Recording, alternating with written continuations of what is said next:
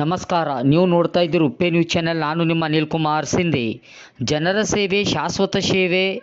ಮಾಜಿ ಸಚಿವ ರಾಜಶೇಖರ್ ಪಾಟೀಲ್, ಹುಮ್ನಾಬಾದ್.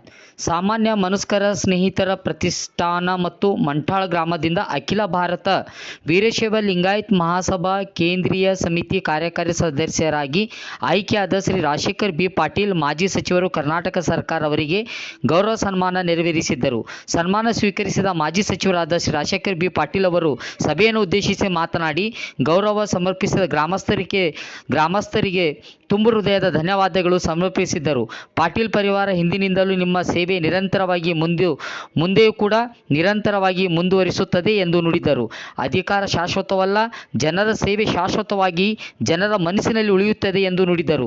ಈ ಕಾರ್ಯಕ್ರಮದಲ್ಲಿ ಮನಿಪ್ಪ ಅಭಿನವ ಚನ್ನಬಸವ ಮಹಾಸ್ವಾಮೀಜಿಗಳು, ಮನಿಪ್ರ ಶಿವಲಿಂಗೇಶ್ವರ ಸ್ವಾಮೀಜಿಗಳು, ಶ್ರೀ ಶಂಕರರಾವ್ ಪೊಲೀಸ್ ಪಾಟೀಲ್, ಶ್ರೀ ಮಹಾದೇವ್ ಮಾಲಿ ಪಾಟೀಲ್, ಶ್ರೀ ವಿಜಯಸಿಂಗ್, ಶಶಿಕಾಂತ್ ದುರ್ಗೆ, ಶೀಲಾಬಾಯಿ ಅಂಬಾಜಿ, ಶಾಂತಪ್ಪ ಶೆಟ್ಕಾರ್, ವಿಶ್ವನಾಥ್ ಹುಗ್ಗೆ ಪಾಟೀಲ್, ಲಕ್ಷ್ಮಣರಾವ್ ಬುಳ್ಳ, ಕಂಟಪ್ಪ ದಾನ, ಶ್ರೀಮಂತ್ ಪಾಟೀಲ್, ಸಂಜು ಸುಗೇರ್, ಗುರುಲಿಂಗಪ್ಪ ಮಸ್ತಾಪುರೆ, ಶರಣಪ್ಪ ಕುಕ್ಕ, ಸದಾನಂದ್ ಹಳ್ಳಿ, ಶಿವಕುಮಾರ್ ಶೆಟ್ಕಾರ್, ಮಲ್ಲಿಕಾರ್ಜುನ್ ಪೊಲೀಸ್ ಪಾಟೀಲ್, ರವೀಂದ್ರ ಛಾಯಾ, ಉಮಾಕಾಂತ್ ಪಾಟೀಲ್, ರಾಮಲಿಂಗೇಶ್ವರ್ ಹಾರ್ಕೂಡ್, ಅಣ್ಣಾರಾವ್ ಪಾಟೀಲ್, ಬಾಬುರಾವ್ ಪಾಟೀಲ್, ಮಲ್ಲಿಕಾರ್ಜುನ್ ಮಹಾಜನ್, ಕೇಶವ್ ಯರಡ್ಗಿ, ಗುರು ಮುಳುಗಳಿ, ಚಂದ್ರಕಾಂತ್, ಶ್ರೀನಿವಾಸ್ ಕಾಂಬ್ಳೆ ಸೇರಿದಂತೆ ಗ್ರಾಮಸ್ಥರು ಉಪಸ್ಥಿತರಿದ್ದರು.